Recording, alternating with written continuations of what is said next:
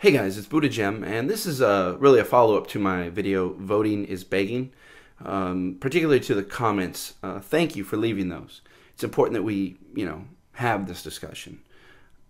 First, I'd just like to say, I'd encourage everyone to check out my video series, Self-Governance. It was a talk given in 2010 by Sidney Milstein from the Institute of Anarchist Studies and Stephen Shalom, a political science professor at the William Patterson University in New Jersey. And it is on the visions of self-governance and touches on a lot of the concerns and questions people raised. And I'll be putting something together a little more concise, but I think if you have interest in this topic, you'll find that talk very interesting. I put it together in a playlist. I'll link to it here. Definitely check it out. It's worthwhile. So to get to voting, I think whenever we talk about politics, the conversation almost invariably careens into this ditch of voting, where we talk about people say, hey, well, we can't all vote on everything, and the impossibility of that, how exhausting that would be, all the different things that people raised in the last video. True. But more important to that is the fact that this narrow focus on voting really misses the more dynamic chunk of what politics is, especially when we're talking about self-governance. And I think it speaks volumes to how anemic we are collectively as a political body, because our experience in this country, for the most part, with politics is voting. That's the only part we really get to participate in. And that's a shame, because that's a very small chunk. Because in representative democracy, we essentially pay other people to do politics for us. And we miss out on that big chunk, which is the deliberation. Us coming together as individuals, as working groups, as spokes councils, as workers' councils, and coming up not with just solutions, not just yes, no, this is good, this is bad, but what is the problem? What are possible solutions? And again, it's not voting. I mean, one of the interesting things about Occupy Wall Street is that we try to avoid voting as much as possible. The reason being, voting creates winners and losers. Now, some will say, well, sometimes that's necessary. Yes, that's true. But it's also much more amazing when we can come together as a group and come to consensus, where it's something that all of us can kind of get behind to tackle a particular problem, to come up with a particular solution that makes everybody feel empowered. And the important part to stress is when we think about voting, we always think it's a very individualistic thing where we come as complete autonomous individuals and we simply input into this system. Yes, no, good, bad, Mitt Romney, Barack Obama, and then we leave, and we're not changed by that, really.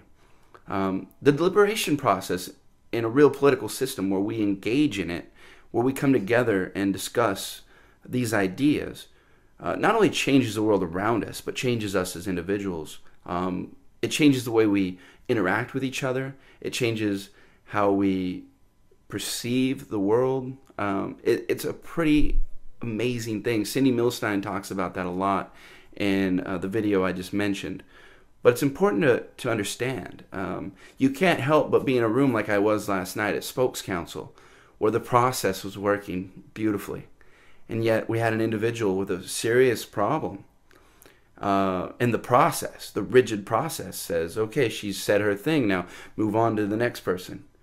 And yet we were able to stop as a group of people who cared about each other more than the rules and alter that process that still worked, that still gave everybody a voice, that moved things around a little bit. And yet we were able to address this woman's concerns, the problems she had brought up in an amazing way that I couldn't sit there and just be like flabbergasted.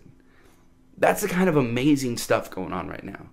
It wasn't that we voted, yay, nay, she's good, he's bad, whatever it is. No, we're people coming together, talking, cooperating, deliberating. This is a problem. Whoa, I think this is a bigger problem. Oh, you're right. That is a bigger problem.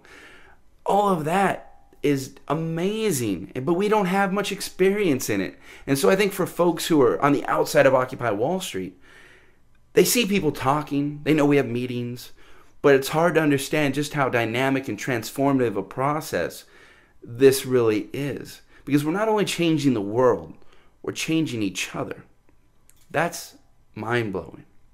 And it's something to consider when you get stuck in that vote, vote, vote, vote. Voting is a tiny little sliver of what we should ever be doing in politics, in self-governance, where we control our own destinies together. So I just want to put that out there. Don't get so narrowly focused on this whole voting, voting, voting thing.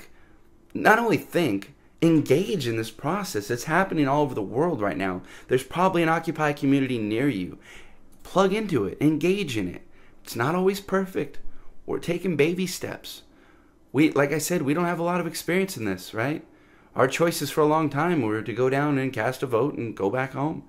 Let the professionals do all the politics. We're changing that.